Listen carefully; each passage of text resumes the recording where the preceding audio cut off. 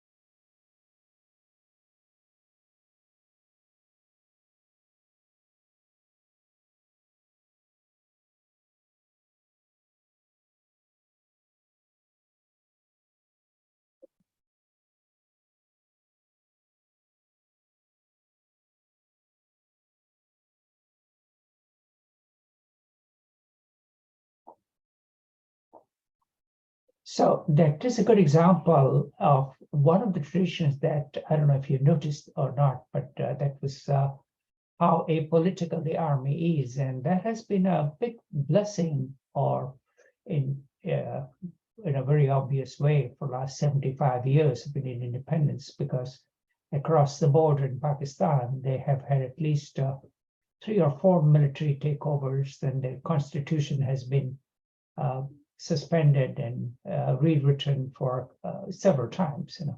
So that's one of the great traditions, and I think the military, the Madras regiment, that he answered it very diplomatically. What has happened has happened. So, in other words, the recent trend that people want to ask for repatriations from Britain, I mean, that's a bunch of hogwash type of thing. Things have moved along, and we cannot rewrite history.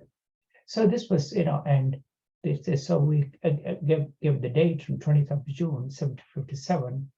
Robert Clive won the small, not even a battle, I would call it, a skirmish, which proved to be a decisive victory, partly due to the turnabout that the Muslim Nawab's uncle did. And he was also not exactly well loved by the local people. So the majority of Hindus and others, minorities, were actually glad to see his nose bloody. And they enjoyed the sort of justice, and even played that they were getting with British traitors, even though they were, and along with this, they became masters of one of the richest province, which was rich in cotton, rice, and jute, and had access to the Gangetic plains for indigo, and obviously, so this was, really a big fruit that and what they used to call it a pagoda tree that fell in their laps. But this time the company officials were allowed to trade on their side. So as several of them became immensely rich as a result, and went back to England and almost bought what was known at that time as Rotten Boroughs. So the collaboration from Indian princes and traders and the educated Bahmins was substantial. Okay, and at this time, with the introduction of the European Enlightenment and some of the progressive Brahmins and started a reform movement, they realized that they had endemic problems with backwardness and some of the bad traditions that had taken place, including burning widows at stake, considering sacrifice, either voluntary or perhaps involuntary or pressured. And so these traditions were, and by this time, as the Mughal Empire had almost was on its sundown phase, and the local authorities were totally on the strongman rule, so to speak, in different provinces. And there was a lot of what we'll examine later called Thuggis movement had taken place. So, but at the same time, seed was planted for a reform movement. But this gentleman named Raja Ram Mohan Rai, he was a reformist. He started out as a scribe, learned multiple languages, including English, Persian, Arabic, Sanskrit, of course, and Greek, and was savvy enough and was invited to be a member of parliament when he went to England. And this is the familiar blue plaque that we see where he died in London in 1833, which is well before Britain had barely established a full control over the Indian subcontinent. Okay, and well before the mutiny. So there were, the Hindus had taken the torch and ran with it, while the Muslims were still stuck in the past glory. Okay, now another person, just an example that one of the first Asian to win a Nobel Prize for literature was a person named Raja Rabindranath Tagore, who was born in 1861, passed away in 1941, and he was a rock star in his own ages. Now, obviously, we're not going to talking about the literature and the art of poetry at this time, but the more interesting person is his grandfather, whose name was Dwarkanath Tagore, and he was a minor landowner in what is currently East Pakistan and around region around Bengal. And he was at the same time a savvy businessman, lined up with other English traders, formed a trading company called Tagore and Carr, and were into trading jute, cotton, other raw materials, back all over Asia and obviously to Europe, and become immensely rich. And when you become rich, you're knighted and you are considered a gentleman by that time. So, and he was traveled to England and was met who is who of the British establishment, not just various lords and ladies, but met the Queen, and was I'm sorry, he met the King at that time. So and then he was considered up and coming, and the British establishment patted themselves on the back that look at how one of the traders, with English education has become credit to his community. So, and the quote is worth reading as to a bit condescending, to put it mildly, descended from the highest Brahmin caste. So obviously gets credit for being a Brahmin, okay, for just accident of birth, and he's become nobleman, so to speak, and has benefited his country. And so they were just saying that, well, this man could do it, others perhaps can too. And at the same time, this was the era of so-called Bengali Renaissance that was taking place, along with some various linguists and scholars and the local Sanskrits and to lesser extent Persian scholars as well. So Dwarkanath Tagore had made his fortune, as a minister in a board of trade, exporting salt and opium. And so he was forced to be reckoned with. And on July 8th, he was invited to a dinner with the Queen. Okay. So I have to get my timings right, And now this is an interesting timeline. This was done, this is a crash course published by one of the Indian professors, I should say.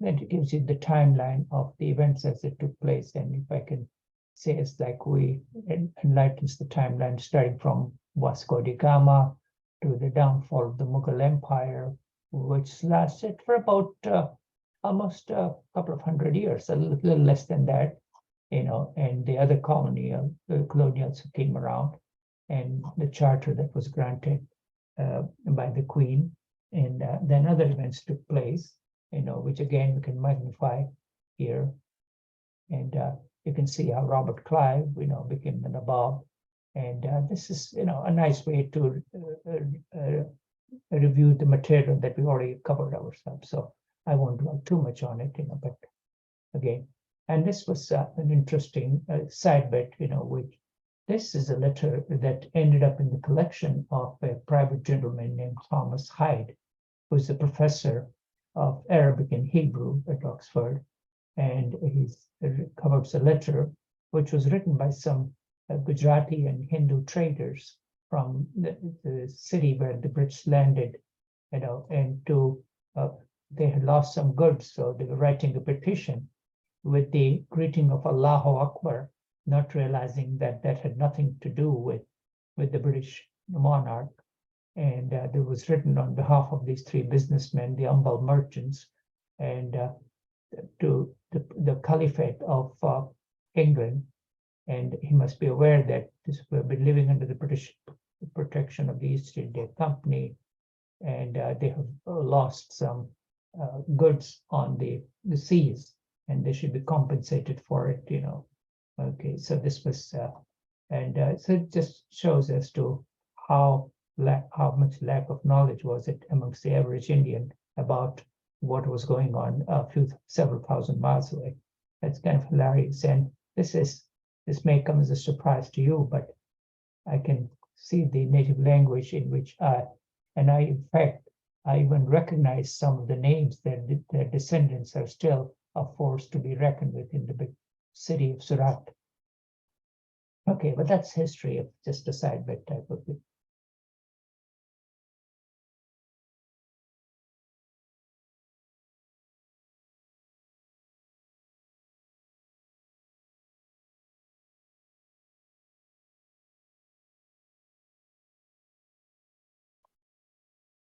Let me just introduce this. This were some of the items that ended up in the Clive estate, which he bought estate in Powys Castle in Wales after he retired. And one of his daughter-in-laws or somebody named Henrietta collected. She traveled to India and collected a lot of items. So this is a nice YouTube video for that, and I think but if you're interested, you can play it yourself, just for sake of time. It shows the private collection from the battles that he won, like the throne of the Sultan in South India, and various objects, but the art and collections that he took place. So I'll let it play for the.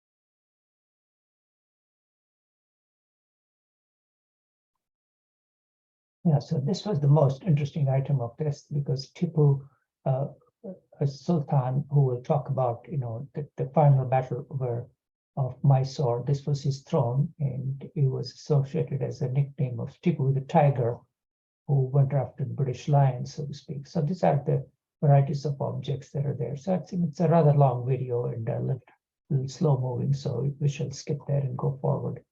And just on a side note, the linguistic, very erudite polymath whose name must be mentioned was named William Jones.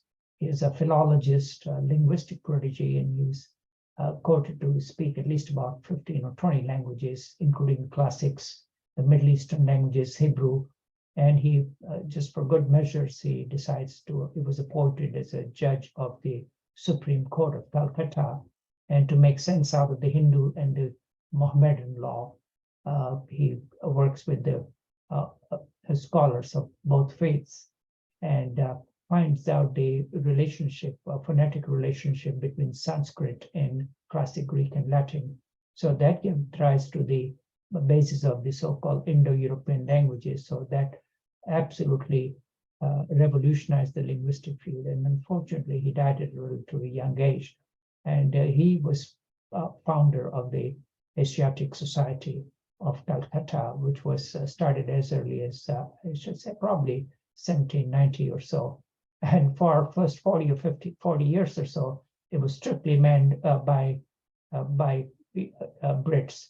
There were no Indian members at that time, and then gradually it assimilated. So he was a man to be reckoned with, an intellectual giant. Now, again, this is just a philosophical thing that these are the Brits like to say that there was no India before they came, but that's probably not quite true. Even before the Muslim empires came in from the northeast, okay, there was a classic empire, the so-called Axial Age, at the time when Alexander came in, called Maurya, that is the Indo-Aryan Hindu kingdom, which was actually gradually turned into Buddhism, and they managed to, in Chandragupta Maurya, who was a contemporary of Alexander when he came near Punjab in this area, and his grandson became one of the first pacifists. And for a few hundred years, that dynasty was able to control. You can see nearly the northeast India, the Gangetic Plains, and fairly extensively in south. And their kingdom extended all the way into Gandhara, or what is present-day Kabul. But unfortunately, with the pacifist king and infighting amongst his descendants, it fragmented in a small republic formed. And it's this time there was obviously a religious schism that was taking place between Hinduism and Buddhism. And Buddhism, for all practical purposes, disappeared from the subcontinent, only to thrive dramatically in the Far East, so to speak. And with this small fragmented kingdom, were not lacking adequate gunpowder, gradually over the next 400 or 500 years, succumbed to the Islamic invasions that came in, and obviously, and that was defeated later on by the Mughal kingdom in 1526. And as we just saw, that it was the ebbing or losing power as after 1709. And now, in the same time, on a side note, there was almost a Hindu small kingdom that started from some slightly north of Bombay called Maharajas. These were a Hindu nomadic warfare warrior tribes which congregated, and they had a different style of warfare. There were a lot of, as we saw in the geography session, there was a huge mountain range. So they had forts along with, which made harder for the northern large armies to penetrate the south. And they had devised tactics of sort of hit and run and raiding the supply lines and harassing the Mughal army rather than fighting the conventional style of battle. And the big hero of them was a man called Shivaji. He was a son of a miner officer in the Mughal army who ventured on his hem and established a huge kingdom which over the next 100 or so years spread almost all the way to the Punjab border and fairly extensively in south, and coming into conflict with the Nizam of Hyderabad, who is a powerful Muslim kingdom, and at the same time the East India Company in the Punjab, and in south the Muslim sultanates. Okay, so there were various kingdoms come and go, as you could see, and so this is a power struggle that went on for almost 1500 plus years. And in the same time, in the area near the Pakistan border, which is currently Pakistan, this area is all desert basically, and a lot of Rajputs, which are descendants related to along the tribes that came along with the Scythians and independent kingdoms, and were furious warriors. But again, there was a lot of infighting, so they were not able to totally defeat the Mughal army. But the Mughal army Mughal emperors played smart and allowed them local rule as long as they paid homage and part of the taxes to Delhi. So as long as they accepted the suzerainty and paid homage to the Delhi sultans, they were left. And some of them actually rose to be commanders in the Mughal army. So it was a strange coexistence that took place, type of thing. And only when the central authorities deteriorated, the whole country degenerated into chaos with a lot of robbery and small kingdoms taking place, which was at the right time when the East India Company entered. Okay, so that gives you some historical background. So these are some of the rulers of the last ruler of the Mughal Empire, a guy who was a little bit more fanatic than was his predecessors, a guy named Aurangzeb. And at the same time, it was schizophrenic that he tried to expand the kingdom. It was very, very pious Sunni Muslim, and ultimately after for the first time, the Mughal army crossed almost all the way to the south, extending the supply lines, making it difficult to hold on. It was easy to march and control with huge manpower and gunpower, but it was hard to hold on. And then later on, the Maratha kingdom, came into power. And unfortunately, after the death of the more powerful leaders, they split into four sort of regional powers. And again, they could not act in a coherent manner and were slowly defeated one by one by the British Army, which had with primarily a viceroy, the governor general that we'll talk about, named Wellesley, no relation with the college in the United States that I could find. And actually the advantage was that they had larger manpower and they had easy access to the money from Europe as well as from the trade. So they were able to hire mercenaries and they were better disciplined, to put it in plain English. So the British policy towards all this native state, gradually changed. That from traders and who were just interested in making profit, they decided that ability to raise taxes was the way the empire paid for itself. And so gradually, and again, I must emphasize that the distance to communicate. So these governor generals were a law unto themselves. So there was no way the company directors could control their actions. And then the people who signed treaties or accepted the superiority of the British force, army, and weaponry, they accepted a doctrine called paramountcy.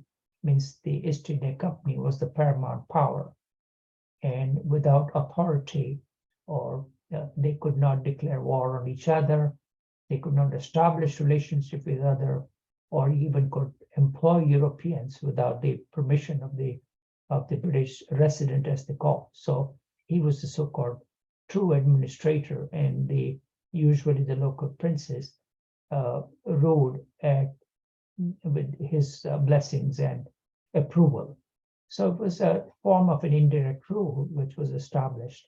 And so that was a very, and now the areas that the East India Company controlled were the ones which they established a direct revenue system, thus increased their coffers. So this was again going over the timeline that let's zoom in if I can. Okay, here was, and now at the same time, with the encouragement of cash crops, very soon after the East India Company took over Bengal, with poor monsoon as well as emphasis on cash crops such as opium and cotton, there was a huge famine, and millions of people died, and the company really was at its wit's end and did not do much to relieve the suffering, so to speak. And at the same time, that the rules, the taxation policy that was established was rather firmly etched in spite of a bad monsoon, so created a lot of misery. And at the same time, there were varieties of wars that were taking place with the southern Muslim kingdoms. And as you may recall, the time that Napoleon had managed to, after the French Revolution, Napoleon was in power, and the southern sultan named Tipu, had corresponded with Napoleon and had hired French mercenaries and soldiers in his employment, and had trained his army in European fashion. So he was a force to be reckoned with in South Asia. Okay, and let me zoom in if I can. Oh, sorry, I think. Yeah, I need to get my magnifying lens here. And yeah, so this timeline again talks about the Wellesley, Richard Wellesley, and he's better known by his younger brother named Arthur Wellesley, who you may recognize as Duke of Wellington. Okay, and then varieties of other government generals. And another name that most Americans will recognize is the Governor General who followed him. As you can see, the dates 1798 to 1805, and 1798 to 93. So I'm sorry, he preceded him, was Lord Cornwallis, who was defeated by a gentleman known to all of us named General Washington. And so after his defeat, he was posted in India, and there he was a lot more successful, as we'll get to. And in the final war with the Muslim Sultan of Mysore, who had trained his army with French mercenaries. Okay, and so the British East India Company army was able to defeat Tipu Sultan in the so-called Third Mysore War, and after his death, his sons were taken hostage by Lord Cornwallis. Okay, and until they became of age, so to speak. So so he was defeated by Wellesley. So that my victorious saber is lightning for the destruction of the unbelievers. So this was the Tipu was really set fears to the East India Company and became known to the public at large in England, even with the lack of communication. Okay, and now he's kind of an interesting figure. It's not known as to whether he was a fanatic Muslim or whether just a savvy politician. He had written letters to the Ottoman Sultan, to the Shah of Iran, to form the Islamic ring and prevent the Europeans away, so to speak. So it was an interesting character, and the historians are still in debate as to whether how to make him. So, and this is again Charles Cornwallis. He surrendered to Washington in 1781. He was ambassador to Frederick the Great, then Governor General, the last viceroy, and he at the same time he put an end to a lot of the corruption that was taking place among the East India Company employees, who were lining their pockets to the detriment of the company. And in spite of being told not to engage in hostilities, he continued to expand the army. Now, obviously, they had advantage. They had better rifles, i.e., flintlocks versus matchlock rifles, and they had better cannons, and better disciplined European soldiers leading in a daredevil fashion to the Indian sepoys. So that was one of the reasons why they were successful. So a combination of better discipline, better weapons, and more financial resources. Okay, so this was, and at the same time, so he reformed the taxation system and established a fixed taxation system, and started conducting the survey of the land that was there. And he was assisted by various able soldiers, named a guy named Hector Monroe, who was also very instrumental in winning some of this Mysore war. Okay, and Tipu the Sultan had caught the imagination of including that of the artist, So these were some of the paintings that were done fairly thereafter. You can see the plan of Bangalore. This was taken by the English army under Cornwallis. And then again, this was the coming of monsoon and retreat, the first time when they retreated. So obviously that was also dramatized in various cartoons and artwork. Okay. And again, here is a huge painting that was a panorama of the last Mysore war, was done by an enterprising artist, 21 feet by 120 feet. And it took 2 months. And he charged entrance fee at the Strand in the Lyceum.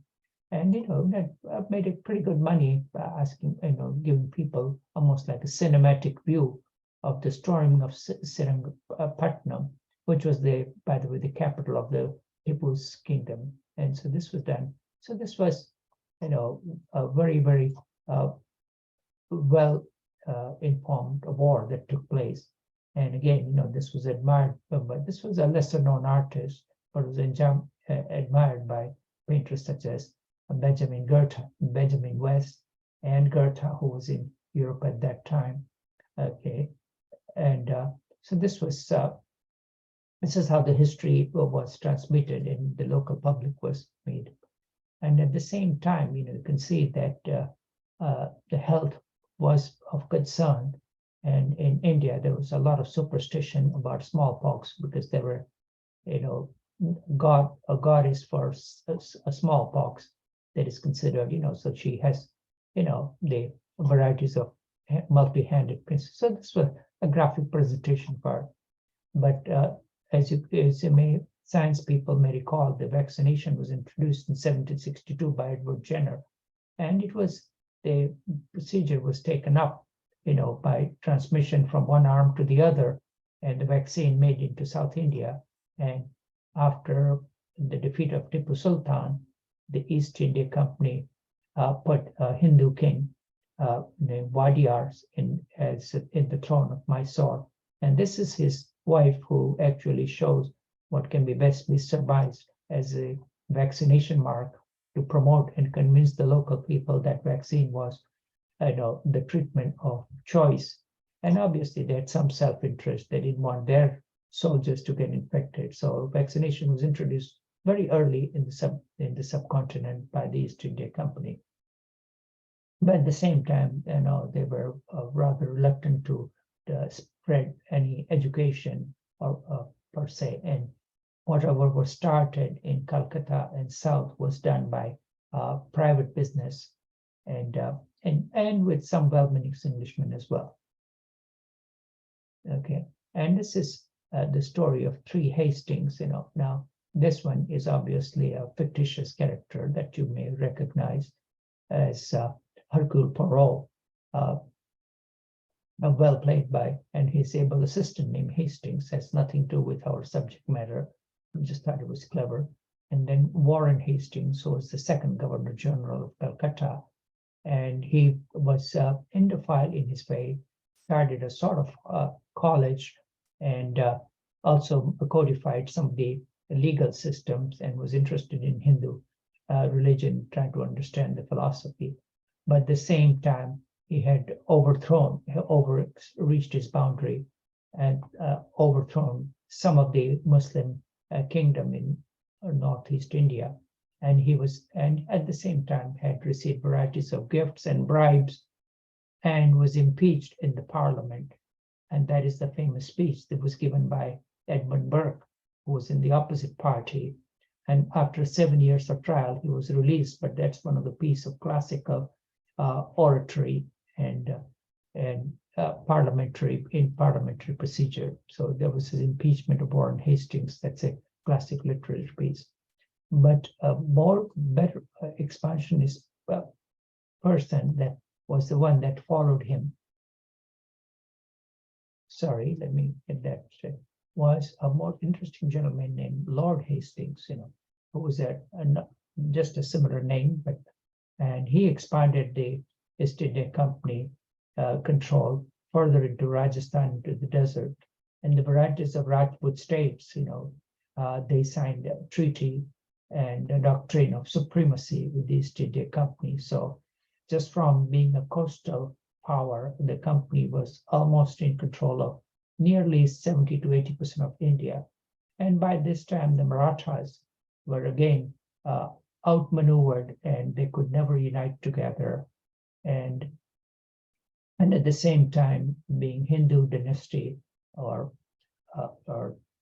they were never able to collaborate with the Muslim. And in fact, to fight with the Muslim establishment, they took assistance from East India Company. And eventually they succumbed to the manpower and weaponry of the East India Company. So by 1818, one can, I'll show you some maps a little later on, but so this was, so one can say that Hastings and Clive laid the foundation of the empire in India, and at the same time, Wellesley, nourished it further. Wellesley and the other Hastings nourished it further, and so this was, it took a several very aggressive and innovative governor generals who took advantage of the local situation and established so Clive and Hastings sowed the seeds of the empire. Hastings preserved it, Wellesley reared it, and Lord Hastings reaped the harvest and captured the whole of Rajasthan, which is the part of the tourist circuit now, with all the forts and fancy hotels that we'll talk about in the next couple of sessions. And whilst we summarized that he was the governor general, introduced subsidiary alliance, completed and established a college, Fort William College, and the various presidencies were established. But his reputation was eclipsed by his famous brother, was Arthur Wellesley, who later on was the title of Duke of Wellington. At the same time, his private collection of company-style paintings is something to be reckoned with, of 2,500 paintings. Okay, and this was the method of so-called subsidiary alliance, which it was important for the princely states, so let's just go over that if we can. They would disband their own army and maintain a British company army at his expense. So that was a gravy train. If payment is not made, portion of the territory would be ceded. Okay, so that expands the land. Indian king would be protected against external. So it was almost like a protection racket for the various princes, one could say, or we can use a fancy word of treaty, but it was an Indian king who could not enter into an alliance with any other Indian kingdom. So they were all kept separate. And obviously, under the surface of the British establishment, there were a lot of communications going on, but we'll talk about that in future. And they promised not to interfere in the internal affairs. So some of them became very despotic and taxed the population to the max. And a very few were enlightened rulers and introduced reforms such as education, telegraph, and railways as they appeared. But again, they had to hire the British contractors, so they were making money from both ends for selling services at the same time supporting army at his expense. It was barred from having foreign troops in their sales, so all the French mercenaries were kicked out. And at the same time, there was a little sense of nationality or national pride to the Muslim, while on the other hand, the European officers, including most of them were French, a few straggling Germans who made their way, and even an isolated American or so after the Civil War, okay, or even before that, who made their way. and no, they did not fight a war against Europeans, and sometimes that just backfired during when the battle lines were drawn. Okay, so this was the concept of subsidiary allowance and paramountcy, which are extremely important. And these two concepts are worth remembering because they played a major role in finally dissolution of all the individual small states and forming the Indian Dominion of India, as well as the Republic. And it took, Mountbatten and a couple of Indian politicians, all sorts of maneuvering to unite all this diverse a bunch of 400 or 500 people. Now, again, these were different sizes and stuff. And the official treaty was only with the 40 or 50 larger states. Some of them were local fiefdom or like a landowner or a state owner, as you would understand. Okay, so this was okay, and some of the princes were left alone, but and at the same time, they did double thing. They were a power in their own name. They supported the Indian freedom movement when it started. They also supported the local religious establishment, such as temples. And again, they were able to employ their own ministers, which were usually more educated Brahmins or highly educated Muslims, who actually ran the state under the name of the prince. And at the same time, a lot of these people accepted without any doubt the superiority, and they were all under the watchful eye of the British resident, who could, at his pleasure, they managed to rule. A bad report from him would lead the East India Company Army to set him right, and if he did not behave properly, he was overthrown to be replaced by his heirs. And again, the trade connection under the surface was going on. That at that time, the wood that was available from the Indian forest, especially in the western part, was better for shipbuilding. And even during the War of 1812, the ship that was in the Baltimore harbor was made in the Bombay harbor by a Parsi merchant. And again, some of the rockets which figure prominently in the national anthem in the Star Spangled Banner were reverse engineered. They were first used by the Muslim ruler Tipu Sultan in South India. Okay, and again, as I mentioned, one of the other important export was saltpeter that was harvested in the Northeast and was exported. And the East India Company had to promise to give it to the king and the British royalty. Saltpeter was highly prized before it became synthesized in the early 20th century. Okay, and at the same time, the English scholarship was working, diligently to put, because Indians were notorious in not writing down any records, and so this was a man who was fascinated with Rajasthan and the Rajputs, and he thought that they were, powerful warriors and established a really example of fine nobility. And he had written a very scholarly book of history of Rajasthan. So he was an Oriental scholar whose work is still to be respected, type of thing. And his interest created the work of history and geography, so he compared it to the European feudal system. And again, you can see that he was fascinated by this thing and by the Rajasthani Rajput establishment. So, and then again, they served him nicely as they worked as their allies and served with pride in the British Army, in the East India Company Army. Another person that is worth mentioning is Sir John Malcolm, who was a soldier and a diplomat, administrator, historian, and he wrote the history of the Maharajas, the Hindu kingdom that started near Bombay, and was a force to be reckoned with from around 1600 current era to 1810, when finally they succumbed to the British superiority. Okay, and he again, he traveled to Persia, wrote various scholarly books about history, and was given honorary membership in the Royal Institution, and was a scholar to be so very multifaceted man to put it mildly. So again, so East India Company was ruled for the benefit, but of not just for the company, but also for the Indians. And the indirect rule was actually the preferred mode of route, so as to not to upset the local sentimentalities. And the clever thing that the East India Company did, at least for majority of the time, was they did not try to interfere with the local religions and tried their best to understand the myriads of gods and goddesses, and also to understand Islam. Obviously, more comfortable with Islam, being the so-called people of the book. And so this was, unlike the Portuguese, who tried to convert people, and that created a lot of local resentment, eventually led to their downfall.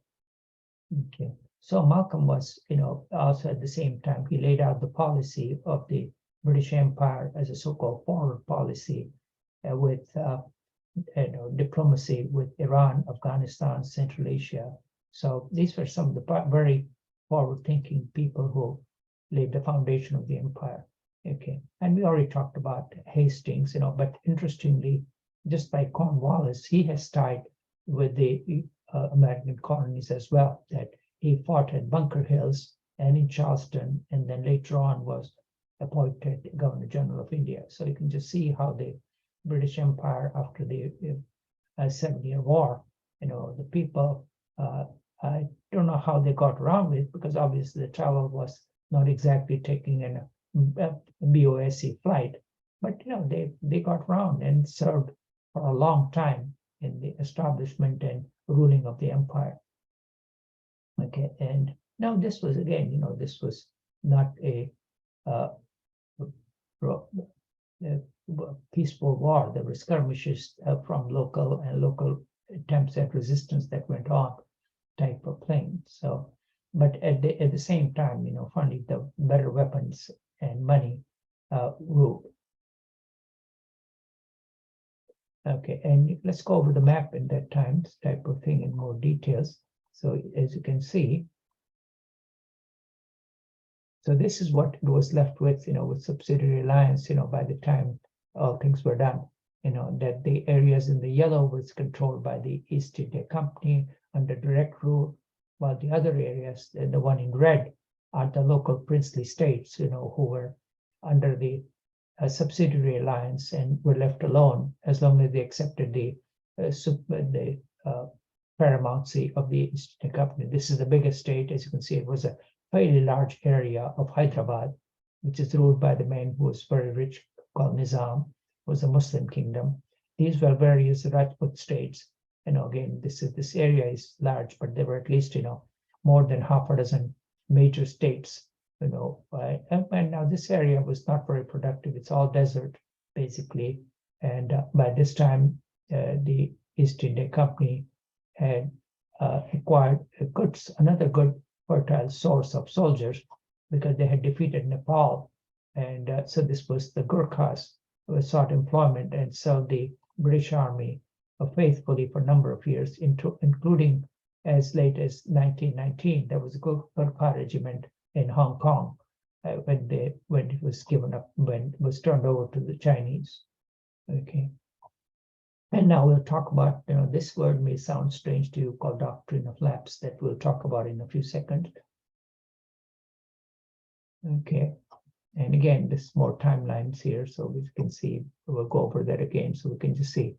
And then finally, at the same time, the Russian Tsar's empire was progressing. And so they had marched they were afraid of the so-called Cossack and the sepoys meeting in Central Asia. So that's one of the reasons why they ventured into Afghanistan. And again, the Tsar, the Russian empire had always wanted a sea access to the port, and the Shah of Iran was making friendly gestures. So that led to the adventure in Afghanistan and the first Afghan war. The Brits won, but afterwards they're not able to hold on and suffered an ignominious defeat in Afghanistan, which I talked at length about in my last class on Afghan war and the so-called Great Game. And then the Army of Retribution was sent over.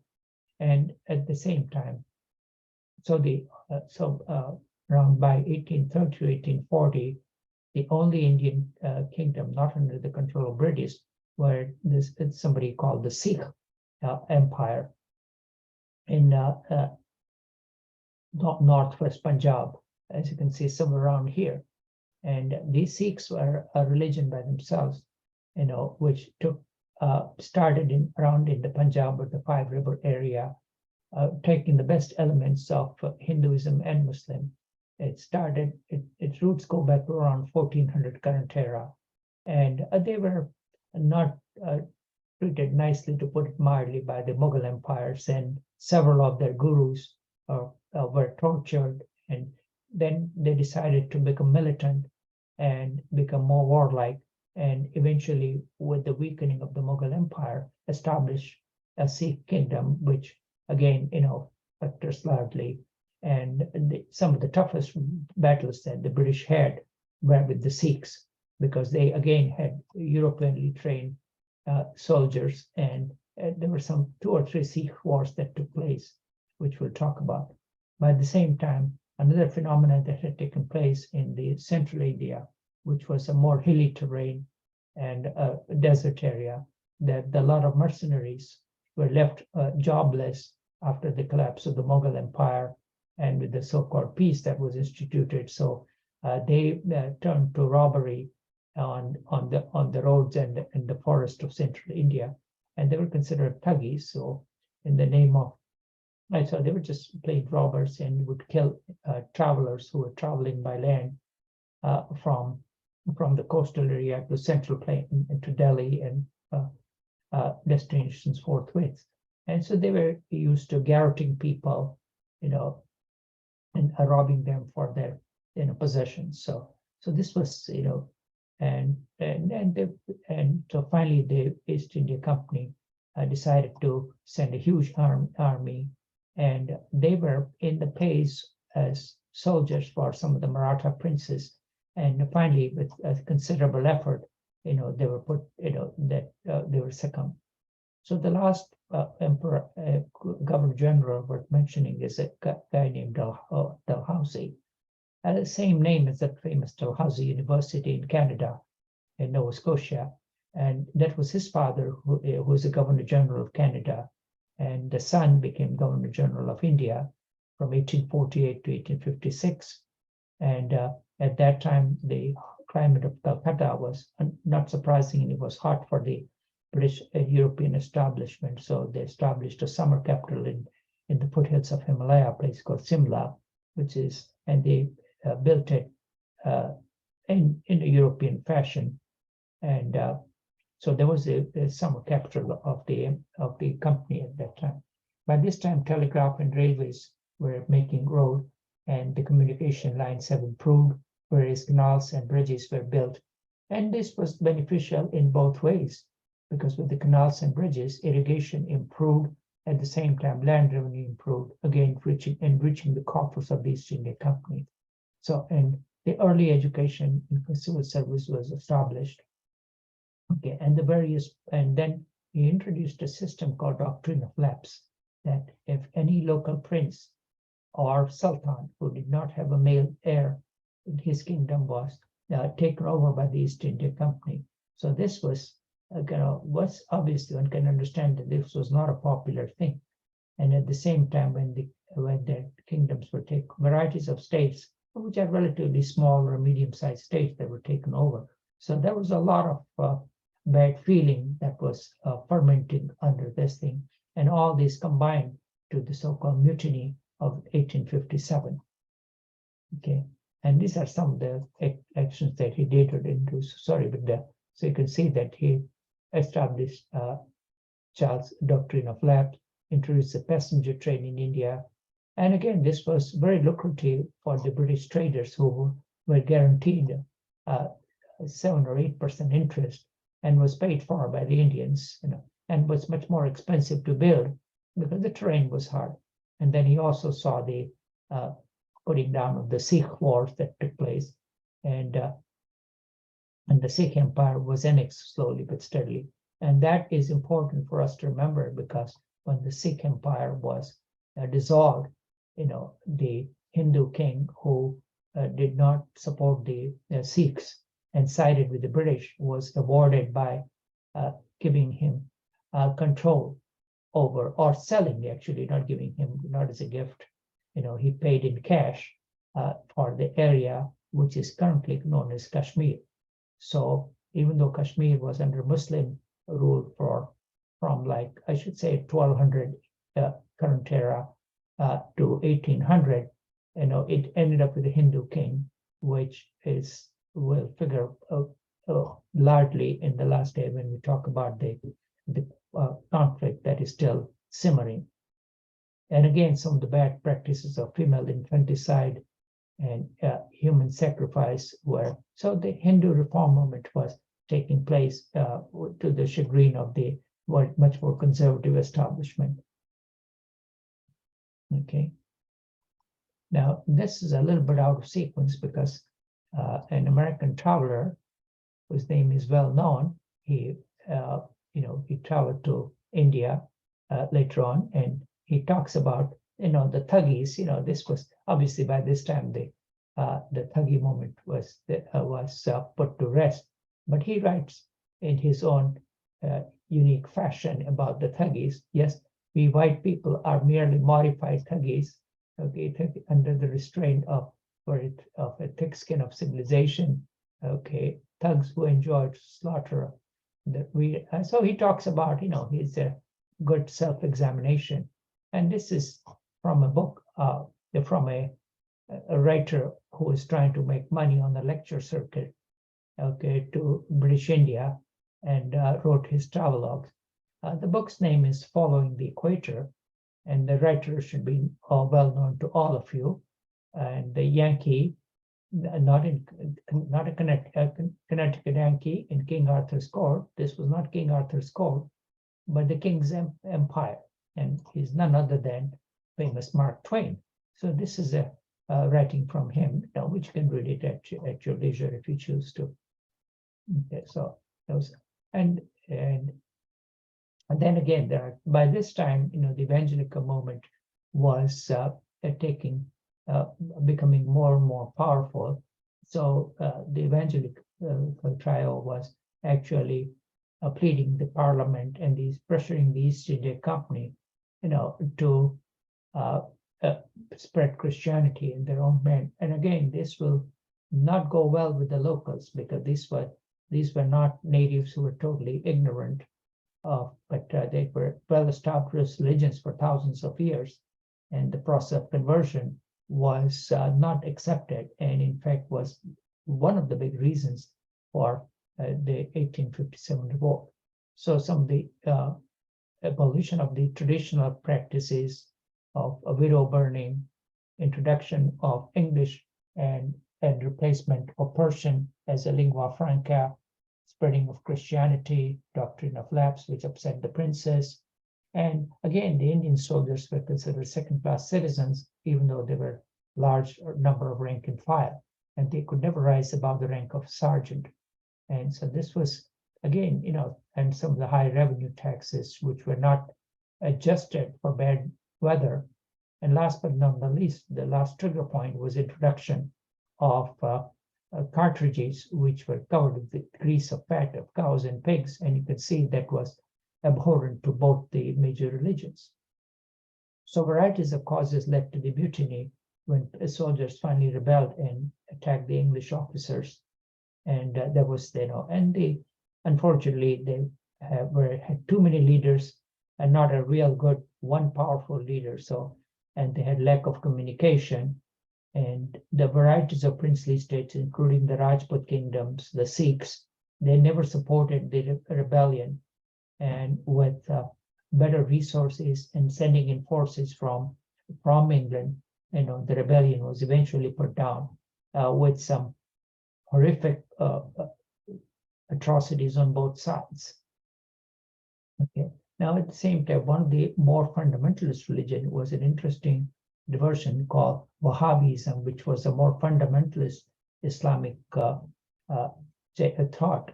and that originally started through Arabia, but it and had also had parallel trajectory of various reformist movement in northern India, and the establishment of very fundamentalist religious school was established in northeast India, and it again was not quite Wahhabi type of thing, but was equally extreme, and it became the model of modern day Pakistan and the so-called religious revival of Islam. And the Wahhabi schools are still very much in the madrasa, they're still very much into in Indian subcontinents, and with the Saudi money, they are spreading a substantial, causing much fear and into the large Indian population. And some of this influence, you can still see that this is very much has research in Taliban and Al Qaeda, and a lot of these people have been madrasa trained. So the roots of those go back several hundred years. And again, so this was one. There were not too many women who were rulers at that time. The one that needs to be mentioned was a small central Indian princely state called Jhansi, J-A-N-S-I, and again, because her husband had died without a male child, she took over, and she was not allowed to adopt the son, and her kingdom was to be taken over by doctrine of lapse, and she became a reluctant rebellion, and fought bravely by herself, and herself leading her soldiers, and joined the mutiny. And it was, obviously the Joan of Arc type heroine case, and she was well publicized in various books, even in the in European continent. You can see there are some of the books written for. The spelling is wrong, obviously, but the story is well told, and makes a good story for a woman fighter, which was unusual to be at that time. Okay, and again, the revenge that was taken by the mercenary and the British Army was a manifold, actually. The 8th Hussar charged into the Indian fort, slaughtering 5,000 soldiers, including any Indian over age 16. Okay, so this was, and but the Rani, she put on a soldier's uniform and started, even though she lost her horse, she continued to fight, sitting bleeding at the bedside, and so she was, she really stood for her small kingdom, and eventually, and this is still memorized. And you can see this in Hindi, how she succumbed finally. So this was, so she's a big name as part of the mutiny. Okay, and again, the Muslims and the Brits had a love-hate relationship, because the more fierce warriors were the Muslims in the 1850s. So on one hand, they were suspicious of the Muslim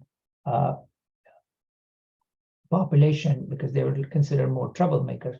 At the same time, they were people of the book, and they made better soldiers, and they were admired for their masculinity.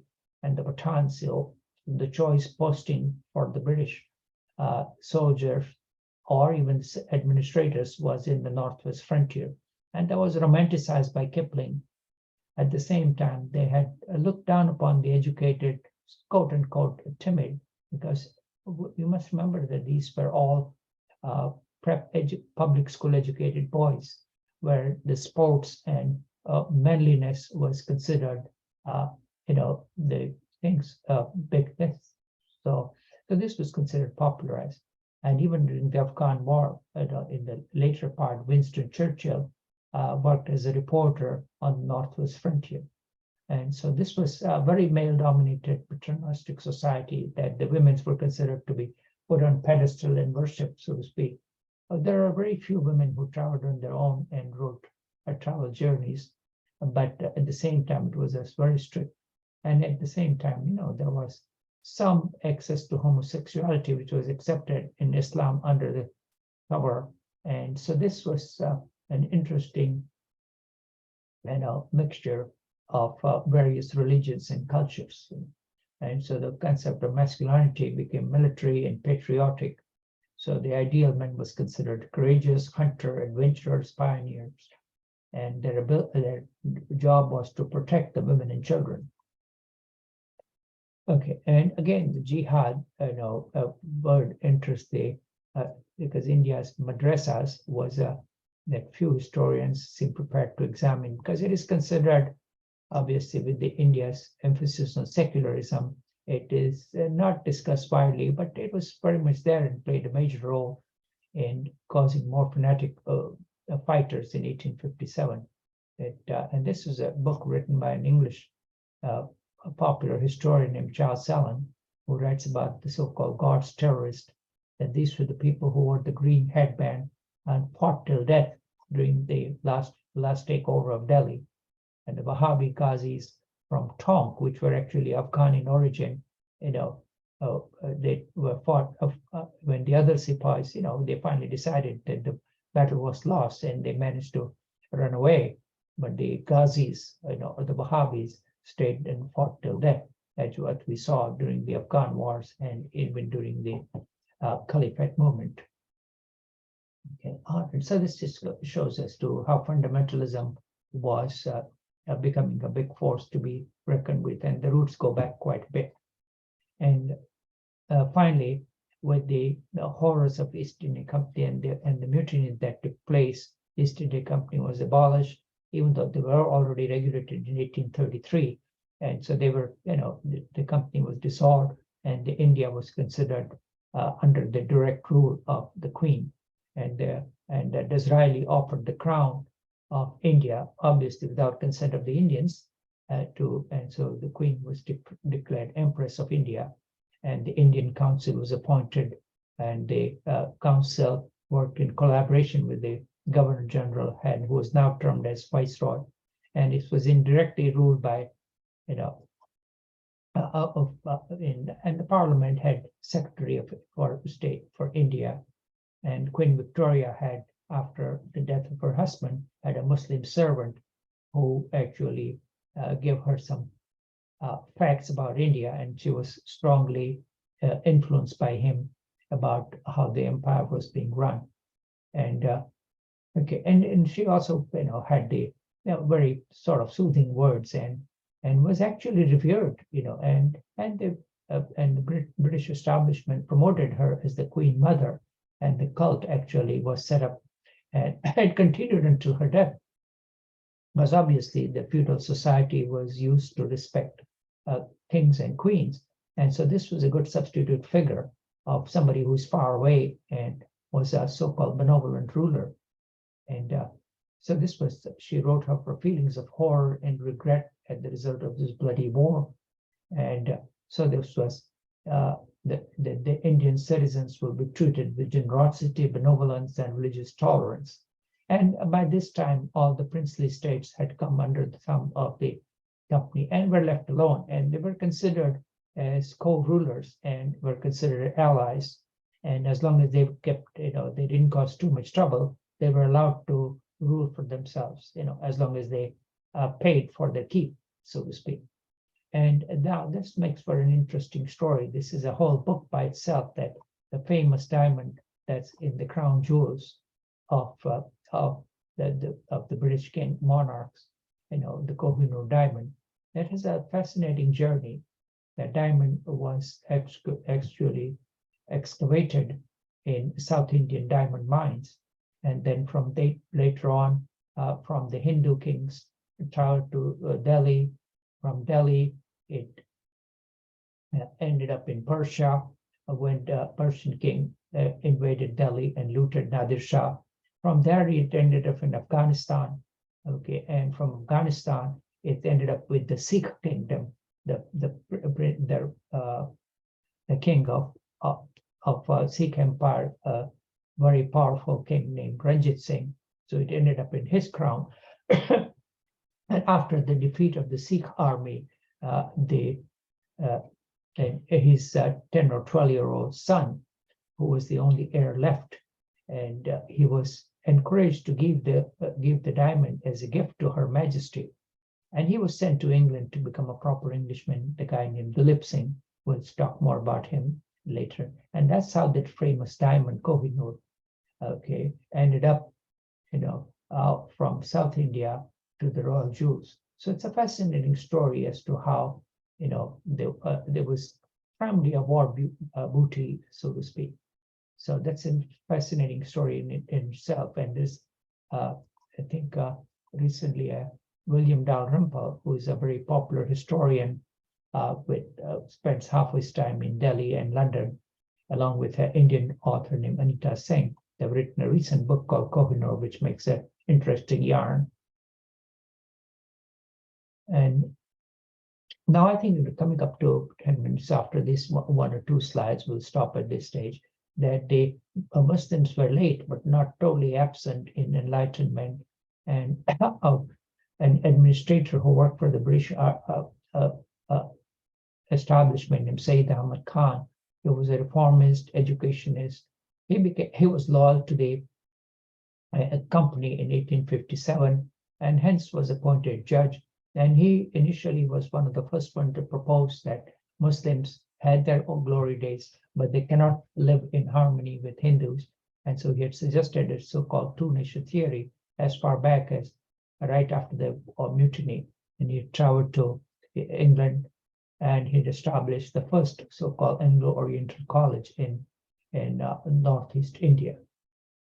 Okay, and again, so he posted a cause of a book or a booklet called "The Causes of Indian Mutiny," which was again a criticism, very obvious criticism of the British policies, and was his proposal was that the Muslims were the natural rulers, and their wishes and cooperation was not taken by the East India Company that may have contributed to the mutiny. And also, again, this was considered a sedition moment, but he was acclaimed. He was loyal and burned some of the pamphlets and only sent a selective company to see if they can modify their policy to some extent and give Muslims a larger role in ruling their empire. So he also saw the problems that were there with Muslim community and encouraged Western style education, primarily in science. And so that was again the start of the so-called two-nation theory. So I think I've recorded for about 1.5 hours. So, and we've gone through a substantial portion, and then we can focus most on the princely state. And the three reasons for that were the Rajput states, which were there from 1400 onwards, and some of them even go back much further to around 1200 current era. The leftover spills from the Maratha kingdom, and obviously the leftover princely state from the Muslim rule. So there were three different things: the Rajputs, who were more warrior-like in the desert area of Rajasthan, the Marathas, which were in the middle, so to speak, and the Muslims, who were in the south as well as the northeast. So there were three types of princely states, and some of the old small fiefdoms, you should say, so they were left alone. So that ended up being close to 400 or 500 small princely kingdoms, which were the unruly mob was controlled almost two-fifths of the British India, and again was a source of revenue and income. So this is how we already talked about the Wahhabism at length. So I will just skip this one. Okay, and so this was. And so we'll start more with the subject at hand of the princely states. So I've caught up with the material that I had missed, and I will stop the recording. And I apologize again, since I did not have time for any question and answer, and with the glitch that we had. Okay, and we'll see you folks on the regularly scheduled meeting. Okay, thank you. Bye-bye.